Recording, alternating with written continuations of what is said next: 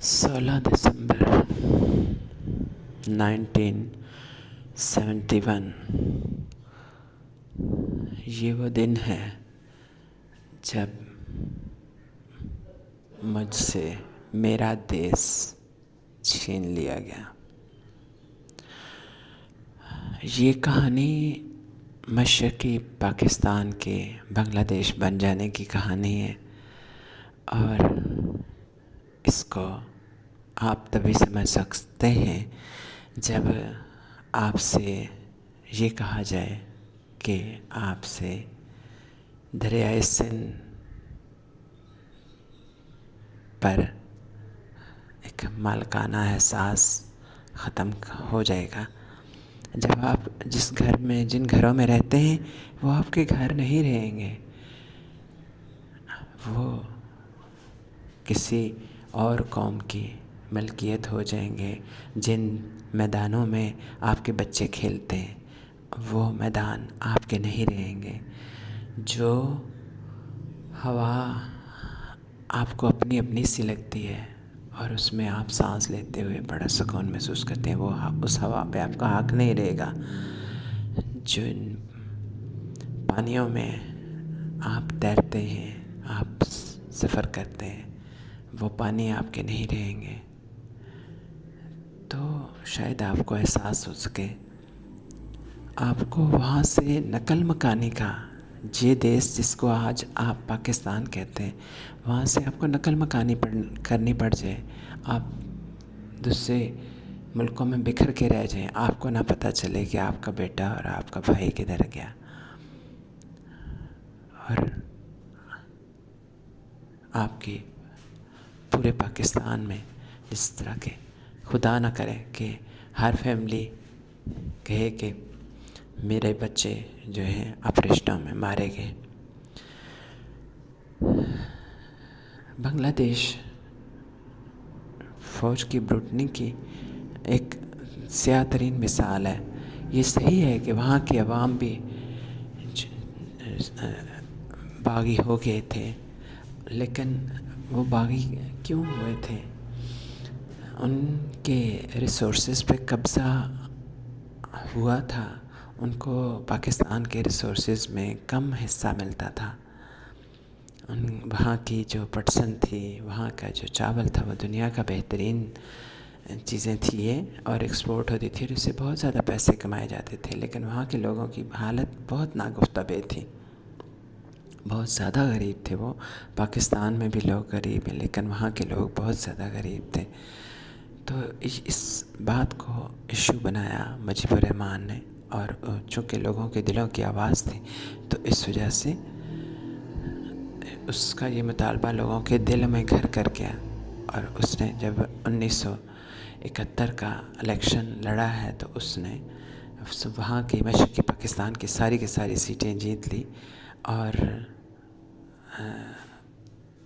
پاکستان سے بھی اس نے کچھ سیٹیں لڑی جیتی۔ تو بھٹو اس کے مقابلے میں بہت ہی کم انہوں نے سیٹیں جیتی تھیں۔ تو تقاضا تو انصاف کا تقاضا یہ تھا کہ ان کو دعوت دی جاتی کہ وہ حکومت بنائیں، لیکن ایسا نہیں کیا گیا، اور بہت لمبی سازشوں کے بعد جو تھے بھٹو یہاں کے پرائم منسٹر بن بیٹھے، لیکن اس چیز نے وہاں بہت زیادہ بے چینی پیدا کی، اور لوگ جو تھے وہ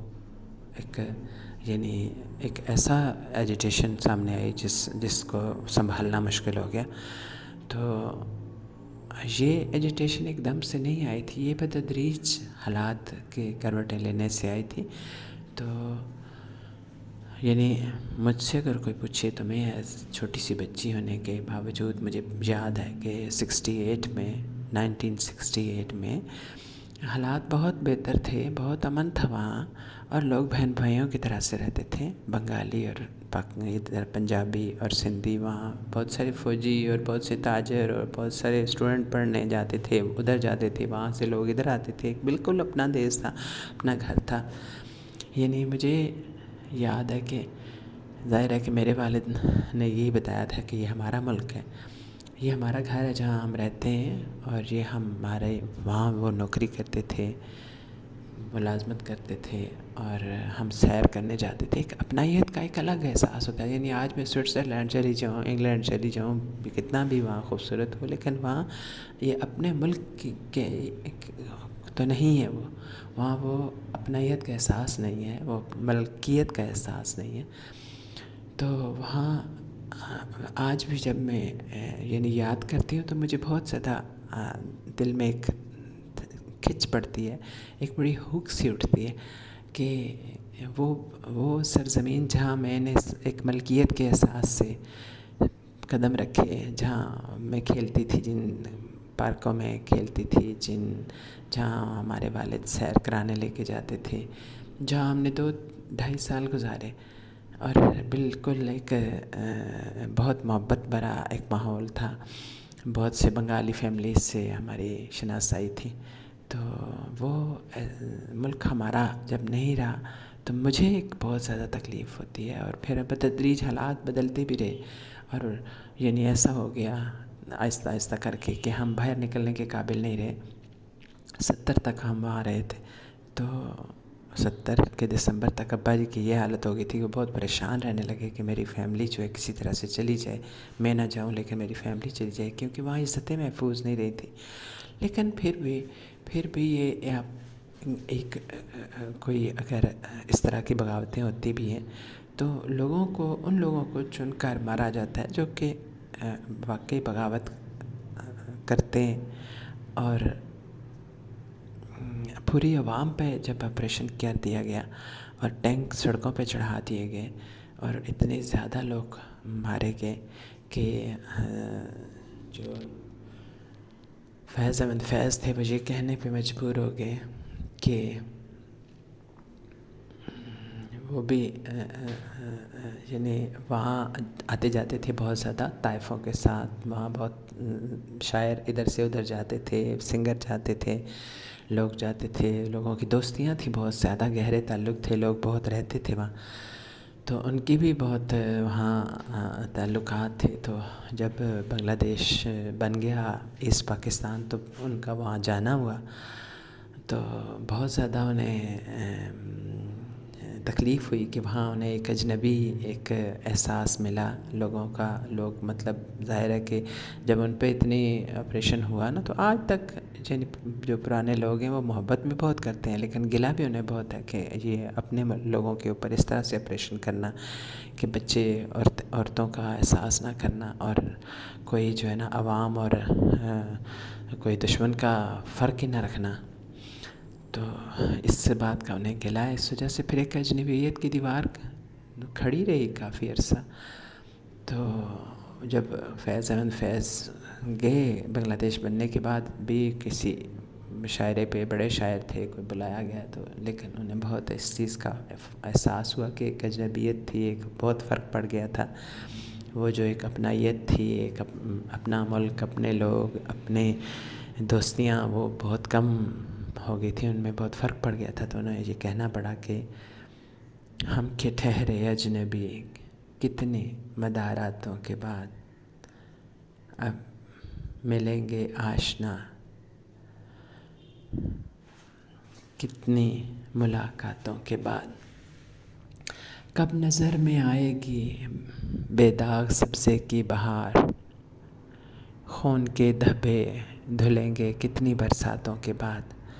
تو یہ شعر پھر کسی ایک صحافی نے کچھ عرصے بعد ایک اور ملاقات میں وہاں کسی بنگلہ دیشی کو سنایا تو انہوں نے کہا جی یہ خون کے دھبے نہیں تھے، خون کی ندیاں تھیں جو وہاں بہی تھیں، ایسے ہی نہیں ہم آپ سے الگ ہو گئے تھے. تو یہ ہے کہ اس بہت احتیاط کی ضرورت ہوتی ہے کہ اپنے ملک میں اور اپنے ہی عوام پہ گولی چلانے میں بہت زیادہ جو ہے نا ایک سوچ وچار کی ضرورت ہوتی ہے. یہ کوئی پرانی بادشاہتوں کے بھی زمانہ نہیں کہ کسی کو بھی آپ اٹھا کے مار دیں. یہ دھبے پھر نہیں ختم ہوتے، یہ رنجشیں پھر ختم نہیں ہوتی. اب صورتحال یہ ہے کہ یعنی سن 71 میں بنگلہ دیش بنا تھا اور اس کے بعد مجیب کی حکومت ظاہرہ بن گئی، اسی کو لوگوں نے اپنا وزیر اعظم مانا، صدر مانا. تو اس کو پھر 4-5 سال بعد وہیں پہ 75 میں اپنے فوجیوں نے اور اس کے ساتھ تھیوں نے اس کو مار ڈالا، کیونکہ اس کی فیملی کو مار ڈالا، صرف یہ اس کی بیٹیاں 2 بچ گئی تھی جو برطانیہ میں تھی اس وقت. تو وہ یعنی اس کو یقین نہیں تھا کہ میرے لوگ مجھے مار سکتے ہیں، مجھے فوج نہیں مار سکی تو مجھے کیسے کوئی اب میرے اپنے لوگ نہیں مار سکتے. لیکن اس کو مار دیا لوگوں نے، کیونکہ وہ بہت ٹلٹڈ ہو گیا تھا انڈیا کی طرف، اور لوگوں کو یہ بات بہت بری لگتی تھی کہ ہم نے اتنی قربانیاں دی ہیں تو ہم کسی دوسرے ملک کی طرف اپنے ملک کے مفادات کو نہیں جانے دے سکتے. پھر فوجی حکومت آئی، پھر خالدہ ضیاء کی حکومت آئی، پھر یہ حسینہ واجد صاحبہ کی حکومت آئی. یہ تیزی سے یہ پلٹا کھاتی رہی حکومتیں، تو حسینہ واجد کے بہت دہائیوں پر چلا گیا اس کا جو سفر تھا. تو اس کے دور میں بہت جبر ہوا. اس نے اپنے والد کے بھی بدلے لیے لوگوں سے، اور خود بھی یہ بہت زیادہ ٹلٹڈ تھی انڈیا کی طرف، تو بہت اس نے اپنا جو سرمایہ تھا ادھر منتقل کرتی رہی، کیونکہ یہ ہمیشہ سے انڈیا کے ساتھ دوستی اس کے والد بھی رکھتے تھے اور یہ بھی چاہتی تھی. اور پھر آخر میں بھی جب بغاوت ہوئی دوبارہ سے، ابھی ریسنٹ، تو اتنی بڑی بغاوت ہوئی کہ اس کو ملک چھوڑ کے جانا پڑا، اور پھر اس نے پناہ ادھر انڈیا ہی میں لی. تو اب دوبارہ سے ایک سلسلہ چل پڑا ہے کہ لوگوں کو احساس ہوا ہے کہ ہم ایک برادر ملک ہے ہمارا پاکستان، تو اس کے ساتھ تعلقات ہمیں رکھنے چاہیے. اور سفارتی سطح پہ بھی کوشش ہو رہی ہے، حکومتی سطح پہ بھی، کہ کچھ معاملات تجارت کے آسان کیے جائیں. بحری راستے بھی کہتے ہیں کھل گئے ہیں، تو یہ بڑی اچھی خبریں ہیں. پھر بھی تو یہ ہے کہ کچھ لوگ کہتے ہیں جی کہ جغرافیائی اعتبار سے بنگلہ دیش بہت دور تھا، تو یہ ان کو اکٹھا کرنا ہی نہیں چاہیے تھا. یہ ایک بڑی نادانی والی بات ہے، کیونکہ ہسٹری کے بارے میں شاید وہ کم خبر رکھتے ہیں کہ پاکستان کی تحریک تو شروع ہی بنگلہ دیش سے ہوئی تھی.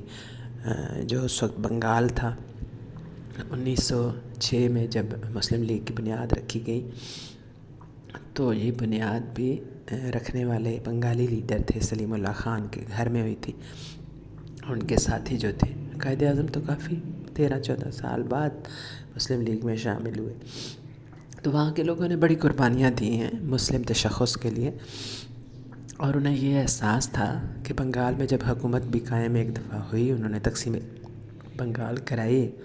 مشرقی بنگال میں اکثریت تھی مسلمانوں کی، تو انہوں نے لیڈروں نے بہت کوشش کر کے تو بنگال کی تقسیم کرائی، اور مشرقی بنگال کے لوگوں کی حکومت وہاں مسلمانوں کی قائم ہوئی ہے جب 1905 میں. تو بہت ان لوگوں نے محنت کی، بہت ترقی کے لیے، مسلمانوں کے لیے، فلاح کے لیے کام کیا لیڈروں نے. لیکن اس کے باوجود ہندو اکثریت میں تھے چونکہ مغربی بنگال نے، تو انہوں نے بہت کوششوں سے اور رو پیٹ کے دوبارہ جو ہے نا یہ تقسیم 1911 میں ختم ہو گئی، اور دوبارہ سے مسلمان جو تھے وہ بہت بنگال میں بہت زیادہ پستے رہے. تو انہیں یہ احساس تھا کہ ہم 1906 میں مسلم لیگ بنانے کا دوبارہ سے قیام کا ایک بڑا مقصد یہ بھی تھا کہ وہ خود آگے ہو کے انہوں نے ادھر یعنی ہمارے جو مغربی پاکستان تھا، جو اس وقت پاکستان ہے، اس کے ساتھ ایک تعلقات مضبوط کرنے کی کوشش کی، اور ان کو بھی شامل کیا تحریک کے لیے، تحریک پاکستان میں، کیونکہ انہیں یہ احساس تھا کہ ہم مطلب مل کے ہم کچھ بہتر جو ہے وہ کر سکتے ہیں، بجائے اس کے کہ ہم الگ الگ اپنی حکومتیں بنائیں. تو یہ ہم لوگوں کی زیادہ قربانیاں، زیادہ کوششیں، اور انہی کی انیشیٹو تھی کہ یہ پاکستان کے دونوں حصے جو ہے مل کے کام کریں. تو یہ الگ بات ہے کہ بعد میں کچھ مخلص بنگلہ دیش میں بلکہ زیادہ مخلص لوگ تھے. مجیب الرحمان خود لڑا ہے تحریک پاکستان کے لیے، قائد اعظم کی شان و شانہ قید بند کر دی ہے اس نے. اس سے پہلے حسین شہید سرفردی، ناظم الدین، محمد علی بوگرا جو وزیر اعظم بنے اور بڑے ہی مخلص لوگ تھے یہ، لیکن ان کو رہنے نہیں دیا. بس قائد اعظم کے بعد ہمارے ہاں ٹولہ ایسا خود غرض قبضہ کر گیا اپنے سارے سیاہ و سفید پر کہ اس نے پاکستان کو، اور جاگیردار طبقہ تھا جس نے کہ عوام کو حکومت سے کاٹ ہی دیا، اور وہ سیاہ و سفید پہ قابض ہو گیا، اور ابھی تک قابض ہے. اور یہ بڑا ایک مسئلہ رہا ہے پاکستان میں کہ جاگیرداری نظام ہمارے جمہوریت نام کی ہے اور اصل میں جاگیرداری نظام قابض ہے، اور اس نے ہمیں ترقی نہیں کرنے دی، اس نے عام عوام کے فلاح کے منصوبوں پہ نہیں کام کرنے دیا، اور انہوں نے ہمیشہ اپنے تعلقات بڑی بڑی طاقتوں سے استوار کرنے میں اپنی عافیت سمجھی۔ تو بھٹو نے یہ کو احساس ہو گیا تھا کہ ہم جب تک ہم خود اب ترقی نہیں کریں گے اور ایٹم بم نہیں بنائیں گے، اپنی دفاع کو مضبوط نہیں کریں گے، اپنی معیشت مضبوط نہیں کریں گے، دوسرے مسلمان ممالک سے اپنے تعلقات مضبوط نہیں کریں گے، تو تب تک ہمارا سروائیول مشکل ہے، ہم نیچے سے ڈاؤن جاتے رہیں گے۔ تو یہ بات جب اس نے اس پہ کام شروع کیا تو ہنری کسنجر جو تھا وزیر خارجہ، اس نے بھٹو سے کہا کہ آپ اپنے ان کاموں سے باز آ جائیں ورنہ ہم آپ کو عبرت کا نمونہ بنا دیں گے۔ تو بھٹو نے بھی بالکل عمران خان کی طرح سے کہا تھا کہ بالکل نہیں، ہم جو ہے گھاس کھا لیں گے لیکن ہم اپنے یعنی ترقیاتی کاموں سے باز نہیں آئیں گے، خاص طور پر ایٹم کی جو پروسیسنگ ہو رہی تھی اس پہ امریکہ جو ہے نا بڑا پریشان تھا، جو واقعی آج تک ہماری دفاع کی ایک ضمانت ہے۔ تو بات یہ ہے کہ یہ قوتیں اس ہمارے جیسے مالک کے خون چوستی رہتی ہیں اور انہیں آخر ختم کر کے چھوڑتی ہیں۔ تو یہ اندر عوام میں یہ شعور جتنا مضبوط ہوگا اتنی زیادہ ہمارے سروائیول کی جو ہے نا جنگ انشاءاللہ زیادہ مضبوط ہوگی۔ تو آج بھی اتنے مصیبتیں کاٹ کے تو بنگلہ دیشیوں کو احساس ہو گیا ہے کہ ہمیں آپس کے تعلقات مضبوط رکھنے چاہیے، تو ہمیں بھی ان ایسے خون کے دریا جو ہیں وہ عبور کرنے سے پہلے کچھ سوچ رکھنی چاہیے۔ جو کچھ ہو چکا لیکن اس کے بعد ایک عوامی شعور جو ہے وہ کچھ بہتری کی منزل کی طرف ہمیں لے جا سکتا ہے، اور عوامی شعور اور عوام کا اتحاد کچھ بہتر کرنے کی طرف ہمیں لے کے جا سکتا ہے۔ ورنہ آپ حالات دیکھ رہے ہیں، ان حالات کا صرف ایک ہی حل ہے کہ عوام متحد ہو جائیں اور کسی بہتر لیڈر کا انتخاب کریں۔